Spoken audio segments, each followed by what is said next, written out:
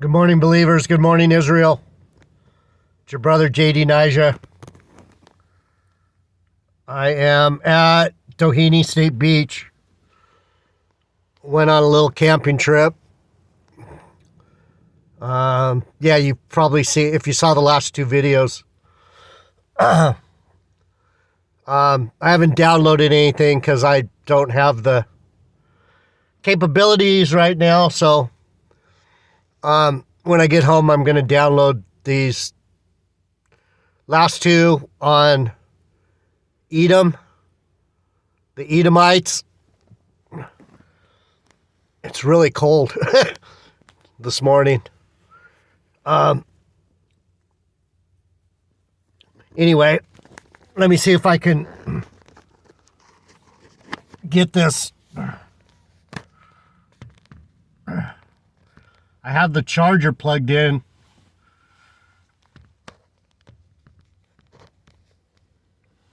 Because I been watching my phone a lot. I ran down the battery. But anyway, I wanted to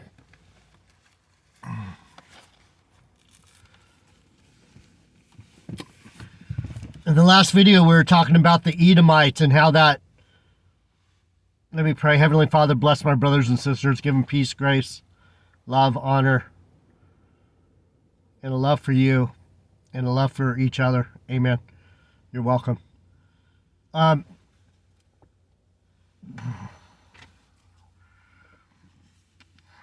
Rabbi Ephraim lied.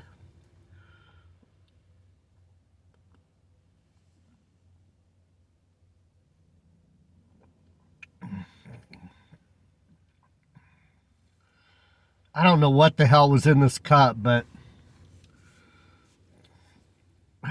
I just swallowed a big chunk of it.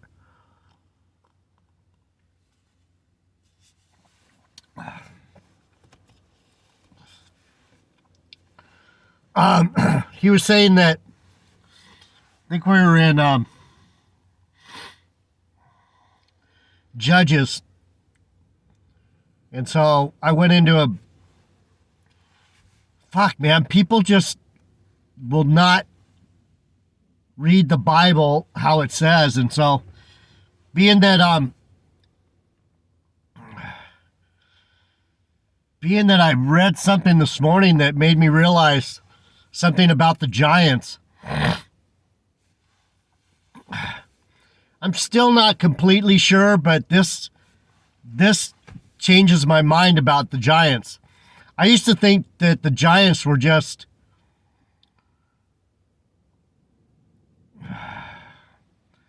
spiritually large, not physically large. And even though there was reference to the bed being a certain length and the spear being big, and that's kind of like, it's hard to believe there was giants, because if there was giants, you'd think they would have been able to conquer us, but we got rid of all the giants.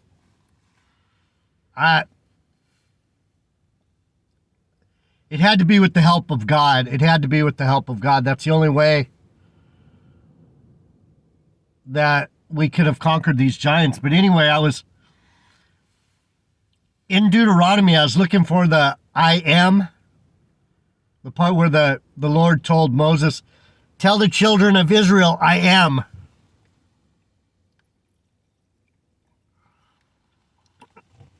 Because people don't understand that the I am means, when he said, I am what I am, I am what I am. He is God. He's the power. He's the creator. He always has been. He is, and he always will be. So when Black Hebrew Israelism tries to call him Yahweh Bahashem, Yahweh Shai Bahashem Rakakadash, they came up with this name. Got to call him the name. The name is, shut the fuck up, GMS, you fuckers. His name is, he's beyond your knowing. That's his name. He's beyond your stupid brain. You can't figure him out because you guys are third grade dropouts. GMS. Kabar, Tahar. You guys are stupid as fuck, man. But anyway, I wanted to read this to you. It's pretty good. It's the wilderness years, and it talks about the end of the wilderness. And there's some stuff about the giants in here that I was like, nah, I don't ever remember reading this before. Sorry, I keep looking at the waves over there. There's a sec coming in. Tide's really high right now, so maybe later. All right, the wilderness years, Deuteronomy 2. Then we turned and took our journey into the wilderness by the way of the Red Sea. This is the Israelites. As the Lord spoke unto me, and we compassed Mount Seir many days. So the Lord is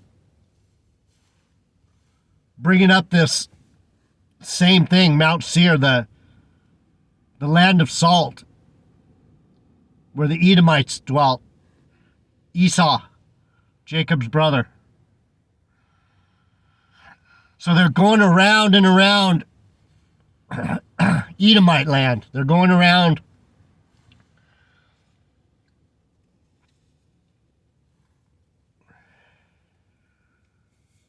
the world. They're going around the physical world. Because when you think of Esau and Edom, you think of worldly people, right? I hope you can see me. I know it's a little funky, but I'm trying to sit up. And they compassed. The Lord said, you have went around this mountain long enough. Turn northward and command the people, saying, you are passed through the coast of your brethren, your brothers, the children of Esau, which dwelt in the land of salt, Seir. This is Esau's land, the Edomites, the Idumeans. And they shall be afraid of you. Take good heed unto yourselves, therefore. So they're afraid. The Edomites,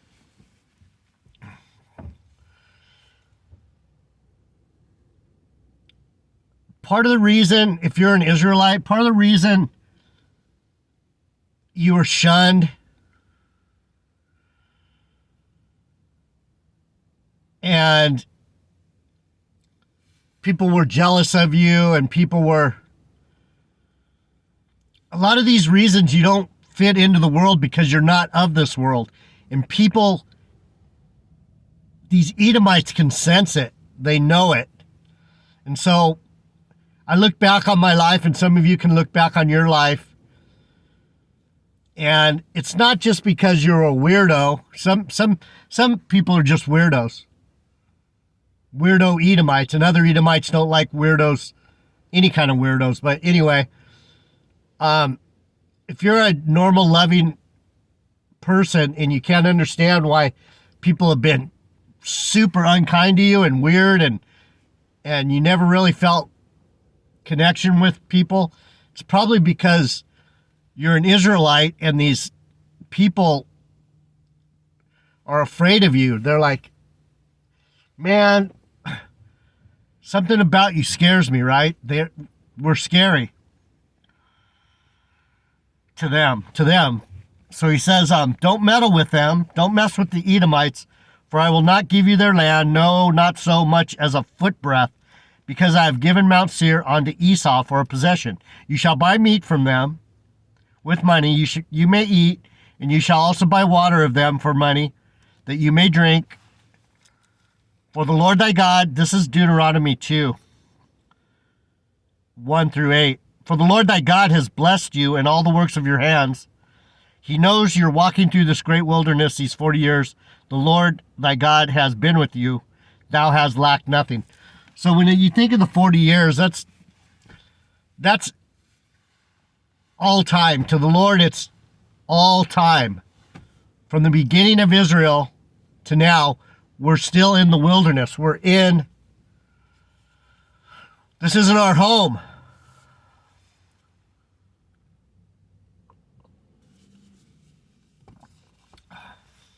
You know what I'm saying? So this is still now. This is now. People try to get all hung up. Oh, well, we came out of the wilderness and we're blah, blah, blah. No, man. No. This isn't.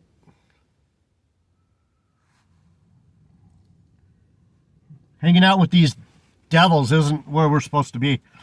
And when we passed by from our brethren, the children of Esau, which dwelt in the land of salt, Mount Seir, through the way of the plain from Elath and from Ezion-Geber, we turned and passed by the way of the wilderness of Moab. And so it goes into all this land that we came through, and then it starts talking about the giants. And the Lord said unto me, distress not the Moabite, verse 9, neither contend with them in battle, for I will not give you their land for a possession, because I have given it, this land are unto the children of Lot for a possession. So he gave the Ammonites and the Moabites to Lot because those were his two children, Ammon and Moab. And the Emans dwelt there in times past, a great people and many and tall as the Anakim. So this is where the Lord's actually going, these fuckers were tall. He said they were great and tall. See, I thought they were just great. I still don't know if that word is translated right. But the way he says it right there, the Emans, so anytime you see the Anakims, the Rephaim, the weird thing about that to me, though, is the Anakims, the Emans, where's the other ones? I'll read it so you can get a feel. The angels had those last names too. Seraphim, cherubim. So you see what I'm saying? The reason I'm still not completely sure these are big people, tall people. I'm saying I think that's why I always stuck to the idea that these were spiritually big people. They might have been tall too. They might have been angels of some kind. And they were bigger than us physically. But I'm not sure. But it does say tall. And then it says, which also were accounted giants as the Anakims, but the Moabites called them Emans, E-M-I-M-S. There's that M at the end. Seraphim, cherubim, right? And the Horims also dwelt in Seir before time, and the children of Esau succeeded them when they had destroyed them from before them and dwelt in their stead, as Israel did unto the land of his possession, which the Lord gave unto him. So Esau conquered Mount Seir from these Emans, these giants, these tall beings. So I'm not completely sure but I wanted to get this so you can maybe think about it yourself. A lot of people think there was actually giants. I'm not sure. I'm not too sure on that one. Now rise up, said I, and get you over the brook Zered. And we went over the brook Zered. And the space in which we came from Kadesh Barnea until we would come to the brook Zered was 38 years. So 38 years until all the generations of the men of war were wasted out from among the hosts, as the Lord swore unto them. So he took out all the strong people out of Israel. That's how we know we're not supposed to be a violent, warring people. He wants us to depend on him. And if we depend on him, he takes care of us. If we start getting fucking full of ourselves, it's really nice right now. I should be giving you guys a travel log instead of a lesson on the Giants. Anyhow, it's really pretty right here. The sun's coming out. Let me get through this and then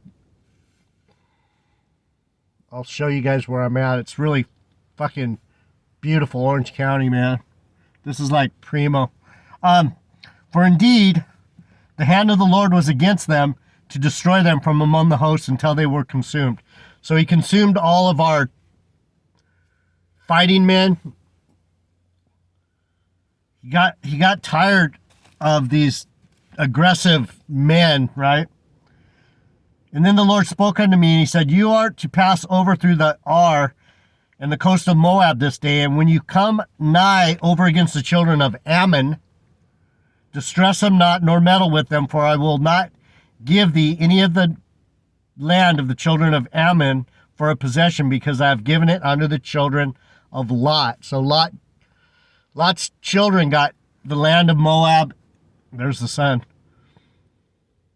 And the land of Ammon, because those were his children. There also, key verse, there was also accounted a land of giants. Giants, Nephilim. In this case, it says Rephaim. Giants dwelt there in old time, and the Ammonites called them Zamzumans. So when they have these names, Zamzumans, Emans, Nephilims,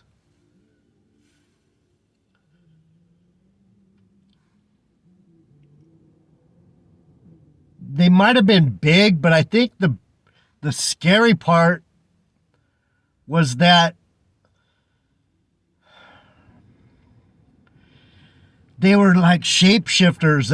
They were half angel, half man. And I think that's more interesting than they were big people. No, they had angel. They were mixed breed. Sorry you can't see me. If you can't see me, I'm not going to fuck with it because I'm going to mess it up. So what makes me think that they were more like angels is because of the names, the verbiage. I'm a word guy, and so when I see these names, Zamzumans, Nephilims, Anakims, Rephaims, Emmons, Horims, it's just like cherubims, Nephilim, or seraphims, just like the angels, the good angels. They're all angels. And then it says, the Ammonites called them Zamzumans, a great people and many and tall, like the Anakims, but the Lord destroyed them before them, and they succeeded them and dwelt in their stead. So it wasn't us that took out these. We didn't really conquer that many of these so-called giants. The Lord had to brush them aside, it sounds like to me. He had to get them out of the way.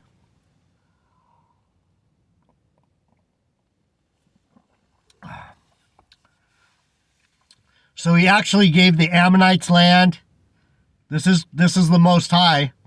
He gave the Ammonites land. He gave the Moabites land. He gave the Edomites land. And he's saying, don't mess with these people. These people, I gave them their land. You get your land. Probably had something to do with Noah's kids. I'm not well versed on where the Japhites ended up and where the Shemites ended up. I'm still kind of looking for those things. I don't want to say things that aren't true. So then it says, and as he did to the children of Esau, which dwelt in the land of Salt, Mount Seir, when he destroyed the Horims from before them, and they succeeded them and dwelt in their stead, even unto this day.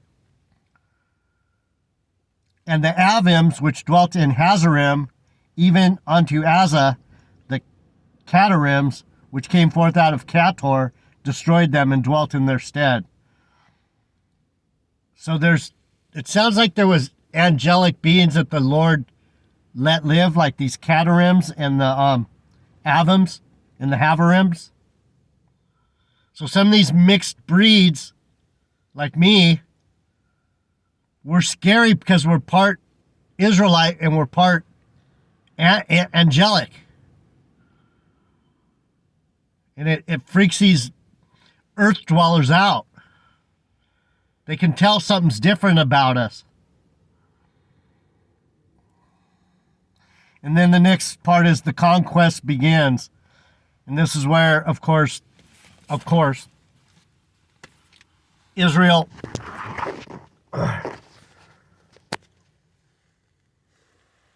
look. Let me get out. It's kind of cold, but I'm going to get out anyway.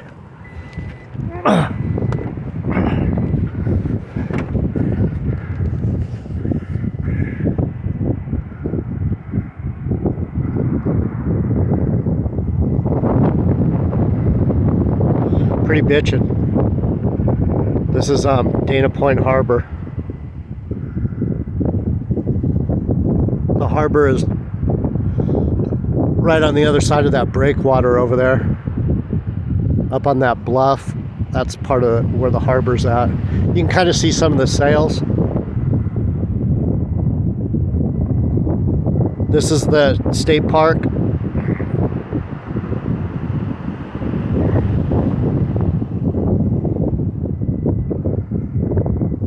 Doheny State Beach is what they call it.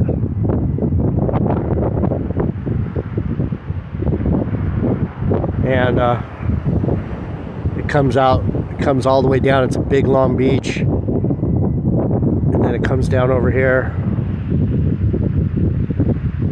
And this is right in front of my truck.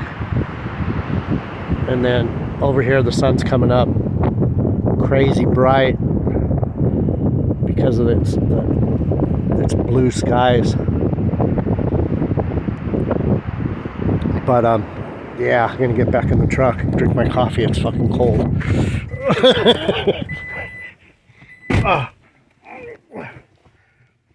Right? Pretty cool. So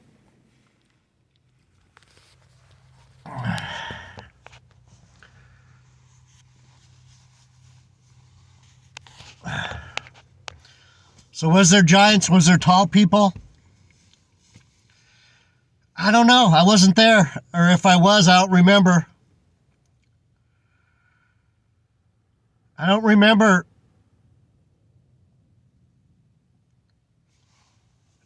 I remember being scared, but I don't think it was because they were big. I think there was something else going on there that was scary about some of these Raphaim and Hazarim and Zanzumans. But anyway, Esau, the point of what the Bible's trying to tell us right there is that we're not supposed to be afraid of these idiots, these earth dwellers. We're not supposed to be tripping on them. Let them be.